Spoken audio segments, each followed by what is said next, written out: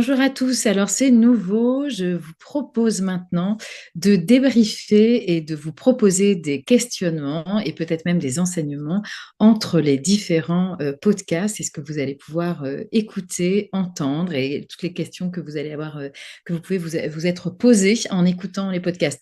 Alors aujourd'hui, on fait juste un petit débrief sur les échanges entre Natacha Carpier et Fabrice Louvet qui nous ont parlé de la réconciliation du féminin et du masculin ou la réconciliation entre les hommes et les femmes.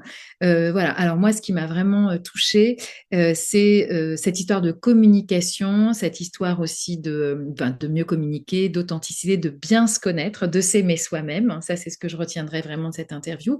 Et puis après, c'est vraiment des questions, j'allais dire, un petit peu existentielles ou peut-être, je ne sais pas, en tout cas des questions du jour pour moi. C'est cette histoire d'éducation, éduquer à la sexualité. Évidemment, nos ados, nos enfants, on les aime.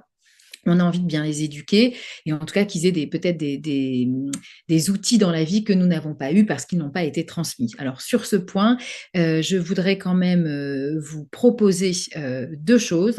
La première, c'est que si vous ne connaissez pas, il y a évidemment le livre de Femmes désirées, Femmes désirantes de Daniel Flabenbaum dont j'ai déjà beaucoup parlé.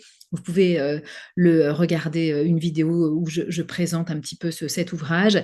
Regardez sur Internet, Daniel Flabenbaum est vraiment une femme extraordinaire. Elle est gynécologue, acupuncteur, elle a fait la médecine énergétique, elle fait beaucoup de choses, des cercles de femmes. Elle a initié des cercles de femmes en France absolument géniaux. Et ce livre, ce tout petit livre qui coûte moins de 10 euros, est parfait pour justement parler de la sexualité. Alors, il y a aussi les traumas, bien sûr, le transgénérationnel, mais il explique l'importance de bien connaître déjà ses organes génitaux. Et pour bien se connaître, eh bien, on va pouvoir savoir qu'est-ce qui nous fait plaisir, qu'est-ce qui nous fait pas plaisir et comment on est constitué. Donc déjà, peut-être que le B à bas est là. Deuxième chose, deuxième info en tips, j'allais dire en conseil, c'est kiffe ton cycle.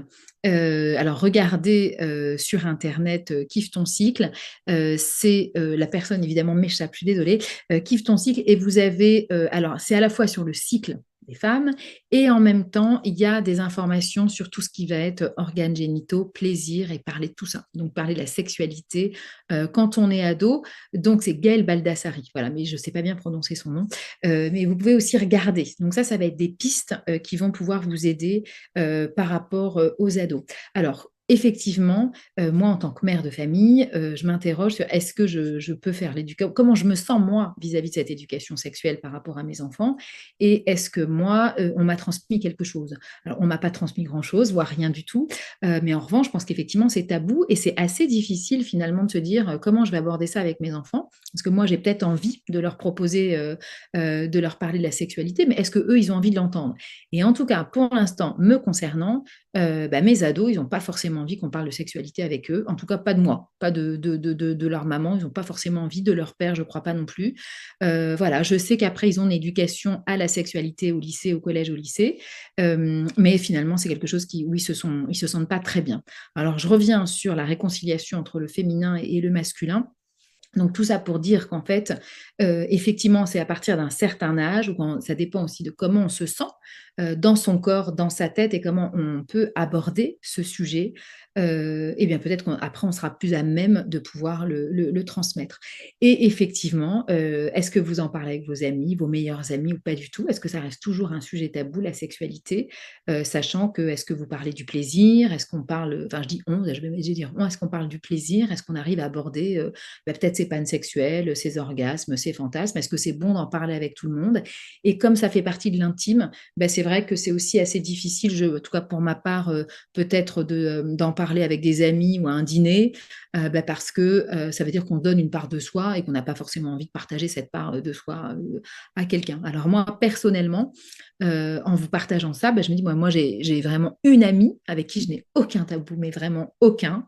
Et c'est vrai que j'ai une amie, j'ai la chance d'avoir cette amie avec qui je parle de ça, et d'autres, et un ami masculin aussi avec qui ça nous est déjà arrivé de parler de ces sujets, mais ça va pas être tout le temps. Voilà. Après, mais c'est vrai que quand je vous partage ça, je me dis il faut vraiment être bien avec soi finalement, s'aimer soi-même, bien se connaître et ne pas avoir honte de parler de ce qui va ou de ce qui va pas, de ce qu'on ressent ou de ce qu'on ressent pas. Voilà. Alors, c'est la petite vidéo. Je vais en faire d'autres sujet et j'espère que ça va vous plaire. N'hésitez pas à commenter, à liker, à faire des retours. C'est pas une impro, c'est juste une envie là que j'ai depuis pour la rentrée de proposer vraiment des questionnements entre les vidéos pour que ça vous permette pardon, de vous questionner, de vous interroger et qu'on avance ensemble sur ces réflexions qui font partie de notre vie quotidienne. Je vous embrasse. À bientôt. Ciao.